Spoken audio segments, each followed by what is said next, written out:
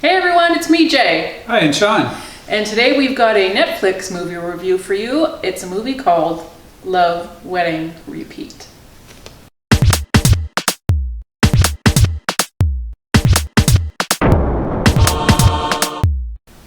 Love, Wedding, Repeat, like Live, Die, Repeat from Edge of Tomorrow. Okay. For me, it's like, lather, rinse, repeat from the shampoo bottle.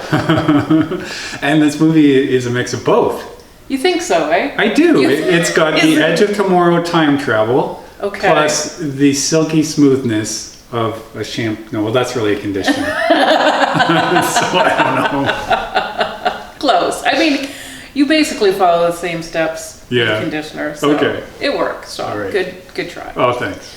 Okay, so basically, here we go. Let's do a rundown of this weird movie. So, Jack and Dina. Jack played by Sam Claflin and Dina played by Olivia Munn. They are each visiting Jack's friend and when they meet for the first time. And he likes her and she likes him and they have a really surprisingly good day together. He's talking himself into kissing her and going for it when an old college buddy runs into them and basically whisks him away, and that's it. We're never going to see them each other again because she's like a war correspondent and he's a little bit of a lost soul, and the moment is lost until 3 years later when they reconnect at his sister's wedding. Ooh. And they sit at the English table. They get sat together at the English table. Now, any of you who have ever had the pleasure or the nightmare of planning a wedding and its seating, you know that a round tabletop seats 8 people. So they reconnect, but there's some other people sitting between them. So, Sean, you count for us. We know there's Jack and there's Dina. There is also Jack's ex-girlfriend. So right away, we've got some anxiety right there. So that's Amanda, played by Freida Pinto. He refers to her as his crazy ex-girlfriend, I think. He definitely, within the movie, is quoted by several people of saying they hate each other. Yes. Not a good situation. Not made much better by her current boyfriend and fiance hopeful Chaz, who is insecure, to say the least, and finding out that her well-endowed ex-boyfriend is sitting at the same table as them is not his cup. It's a bit of a crushing blow. Yes, it is. So that's 4. So we also have Bryan, the maid of honor. That's right, the poor maid of honor. And so he is excited because he's an out-of-work actor who is excited by, I guess, a semi-famous director being amongst the wedding guests. Not at this table, though. Don't get your hopes up. Of course not, no. Then we have Sydney. Oh, Sydney. Oh, Sydney yeah. is the world's most boring wedding guest.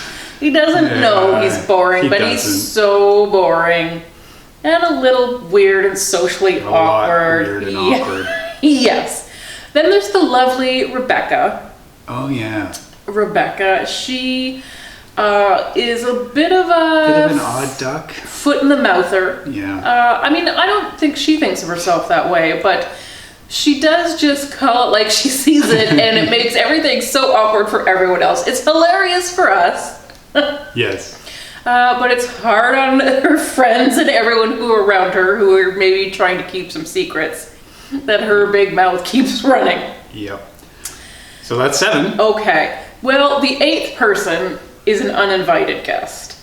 That would be Marc, who shows up to the wedding late and coked up, which the very best wedding guests always do.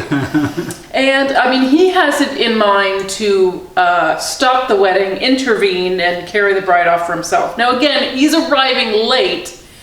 The wedding part is already taking place. Yeah. So he's a little late in a lot of ways. But anyways, he's still going to run amok amongst the guests.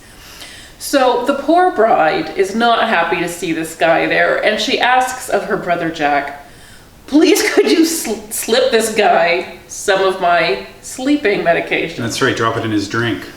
Which he does. He drops it into the guy's drink to later be filled with champagne and hopefully downed, and this guy will just be in a peaceful temporary coma. But some little flower girls and flower boys get in the way, and name cards get mixed up, and it is not the coked up ex-boyfriend who ends up with the sleeping medication. No. So things go poorly.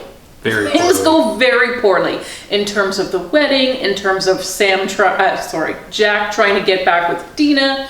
Everything goes very poorly. But then the film stops and kind of rewinds, because the narrator helpfully reminds us that of the 8 people sitting at this table, there are perhaps thousands of permutations as to how they might be seated. Which is overstating it a little bit, I think.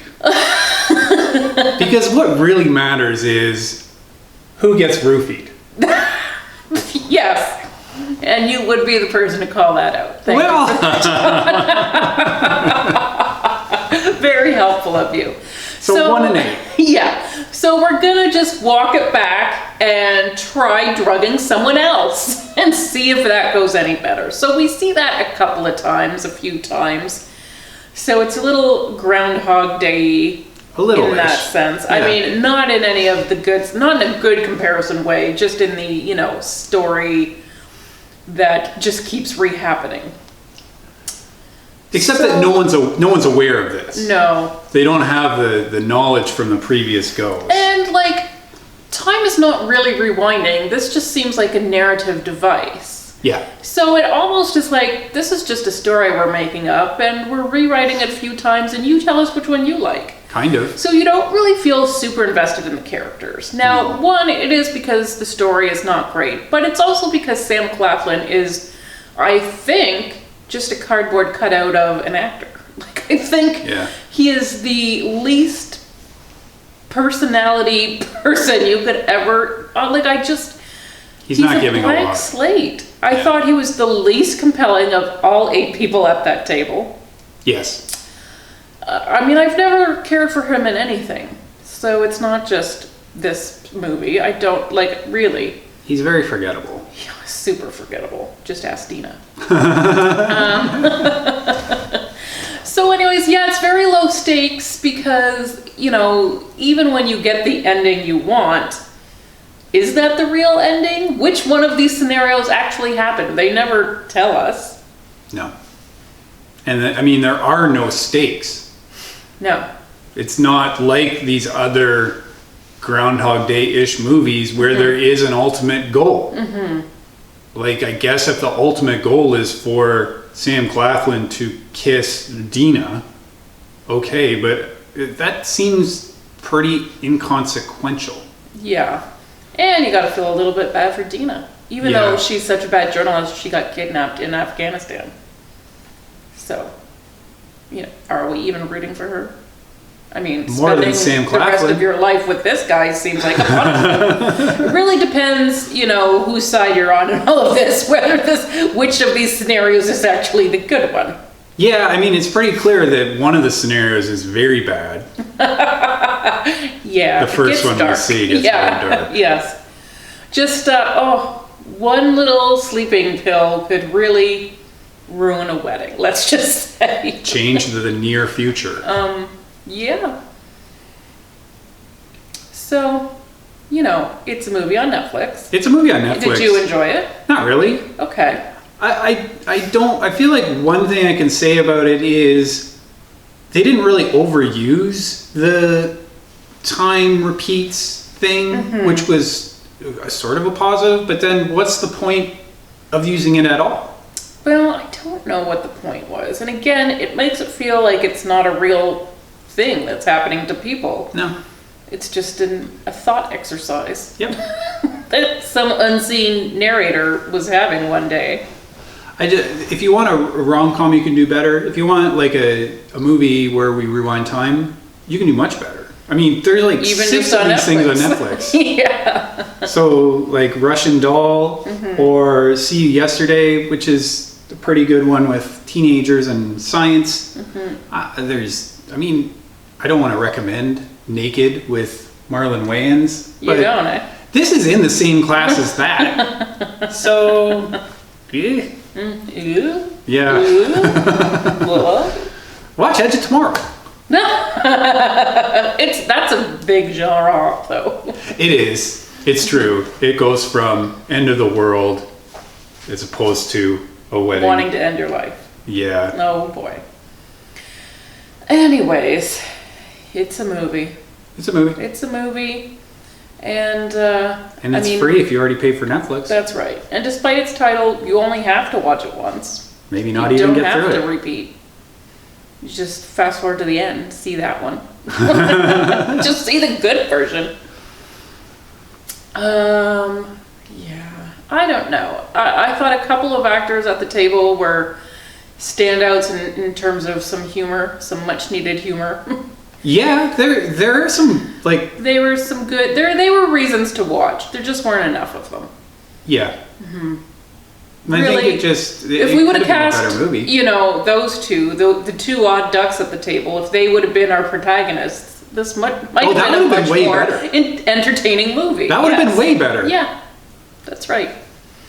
So a missed opportunity. Or a spin-off. Ooh. We could be at Jack and Dina's wedding. Yeah. Love, wedding, repeats.